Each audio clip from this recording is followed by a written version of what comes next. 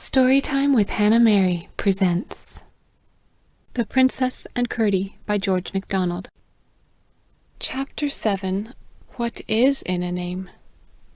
For a time that seemed to them long, the two men stood waiting, while still the Mother of Light did not return. So long was she absent that they began to grow anxious. How were they to find their way from the natural hollows of the mountain crossed by goblin paths if their lamps should go out? To spend the night there would mean to sit and wait until an earthquake rent the mountain, or the earth herself fell back into the smelting furnace of the sun whence she had issued, for it was all night, and no faintest dawn in the bosom of the world. So long did they wait unrevisited, that, had there not been two of them, either would at length have concluded the vision a home-born product of his own seething brain.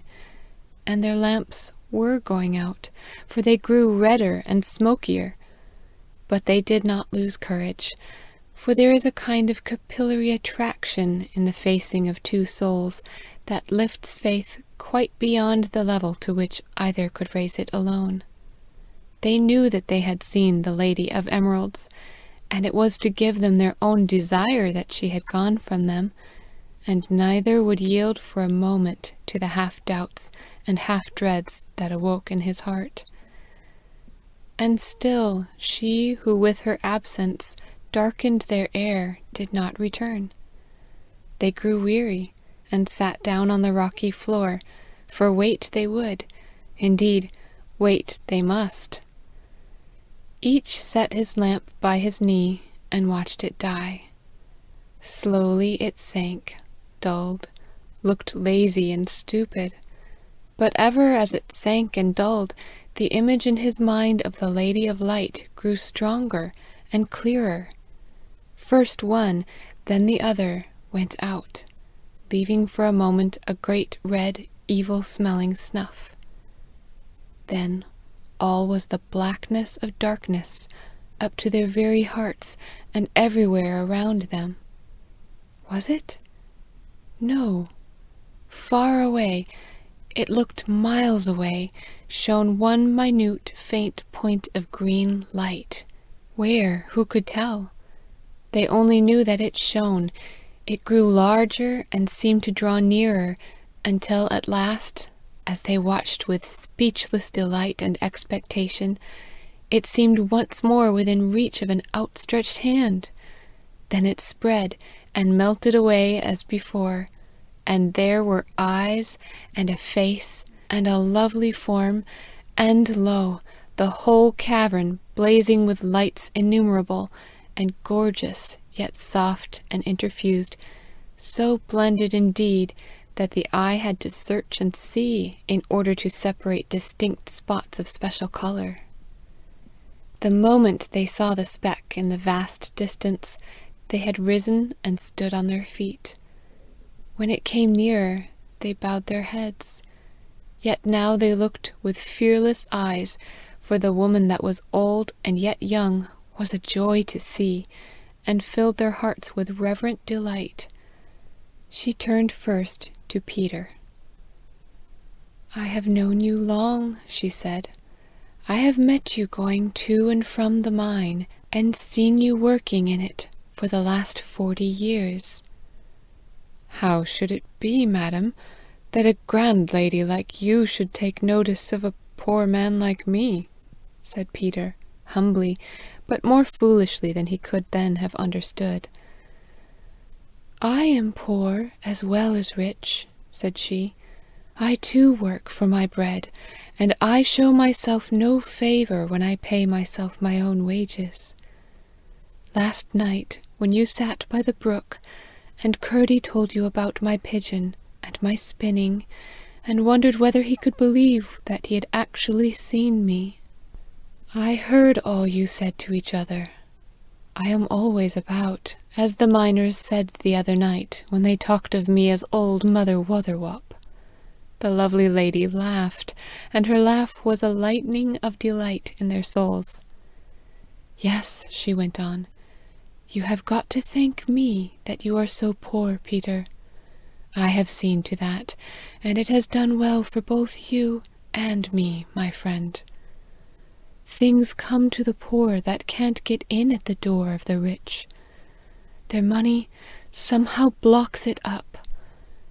It is a great privilege to be poor, Peter, one that no man ever coveted, and but a very few have sought to retain, but one that yet many have learned to prize. You must not mistake, however, and imagine it a virtue. It is but a privilege, and one also that, like other privileges, may be terribly misused. Hadst thou been rich, my Peter, thou wouldst not have been so good as some rich men I know. And now I am going to tell you what no one knows but myself. You, Peter, and your wife have both the blood of the royal family in your veins. I have been trying to cultivate your family tree, every branch of which is known to me, and I expect Curdie to turn out a blossom on it. Therefore I have been training him for a work that must soon be done. I was near losing him, and had to send my pigeon. Had he not shot it, that would have been better. But he repented, and that shall be as good in the end. She turned to Curdie and smiled. "Ma'am," said Curdie, "may I ask questions?" "Why not, Curdie?" "Because I have been told, ma'am, that nobody must ask the king questions." "The king never made that law," she answered, with some displeasure. "You may ask me as many as you please, that is, so long as they are sensible. Only I may take a few 1,000 years to answer some of them. But that's nothing. Of all things, time is the cheapest." "Then would you mind telling me now, ma'am, for I feel very confused about it. Are you the Lady of the Silver Moon?" "Yes, Curdie. You may call me that if you like. What it means is true."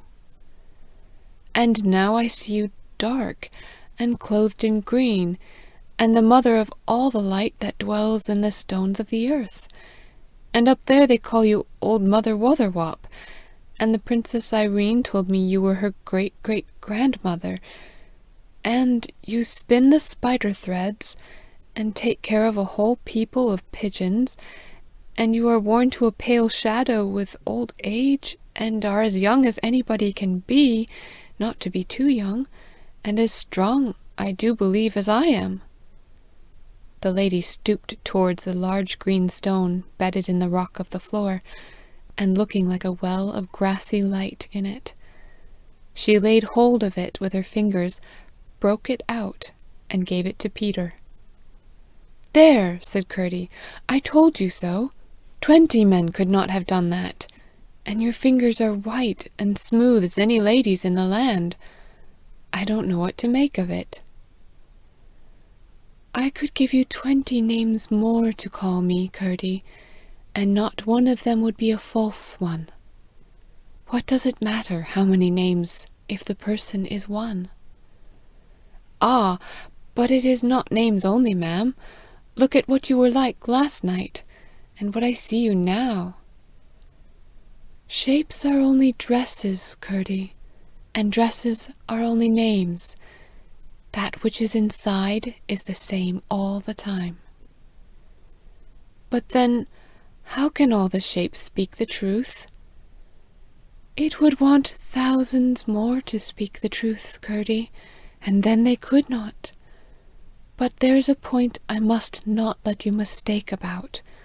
It is one thing the shape I choose to put on, and quite another the shape that foolish talk and nursery tale may please to put upon me.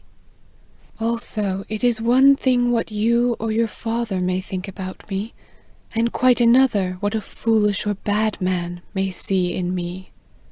For instance, if a thief were to come in here just now, he would think he saw the demon of the mine, all in green flames, come to protect her treasure, and would run like a hunted wild goat. I should be all the same, but his evil eyes would see me as I was not." "I think I understand," said Curdie. "Peter," said the lady, turning then to him, "you will have to give up Curdie for a little while." "So long as he loves us, ma'am, that will not matter much." "Ah, you are right there, my friend," said the beautiful princess. And as she said it, she put out her hand and took the hard, horny hand of the miner in it, and held it for a moment lovingly. "I need say no more," she added, "for we understand each other, you and I, Peter." The tears came into Peter's eyes. He bowed his head in thankfulness, and his heart was much too full to speak. Then the great, old, young, beautiful princess turned to Curdie. "Now, Curdie, are you ready?" she said. "Yes, ma'am," answered Curdie. "You do not know what for?" "You do, ma'am, that is enough." "You could not have given me a better answer, or done more to prepare yourself, Curdie," she returned, with one of her radiant smiles. "Do you think you will know me again?" "I think so, but how can I tell what you may look like next?" "Ah, that indeed! How can you tell? Or how could I expect you should? But those who know me well know me whatever new dress or shape or name I may be in, and by you will have learned to do so." "But if you want me to know you again, ma'am, for certain sure," said Curdie, "could you not give me some sign, or tell me something about you that never changes, or some other way to know you, or thing to know you by?" "No, Curdie, that would be to keep you from knowing me. You must know me in quite another way from that. It would not be the least use to you or me either, if I were to make you know me in that way. It would be but to know the sign of me, not to know me myself. It would be no better than if I were to take this emerald out of my crown and give it you to take home with you, and you were to call it me and talk to it as if I heard and saw and loved you. Much good that would do you, Curdie. No, you must do what you can to know me, and if you do, you will. You shall see me again, in very different circumstances from these, and I will tell you so much, it may be in a very different shape. But come now, I will lead you out of this cavern. My good Joan will be getting too anxious about you. One word more. You will allow that the men knew little what they were talking about this morning, when they told all those tales of old Mother Wotherwop. But did it occur to you to think how it was they fell to talking about me at all?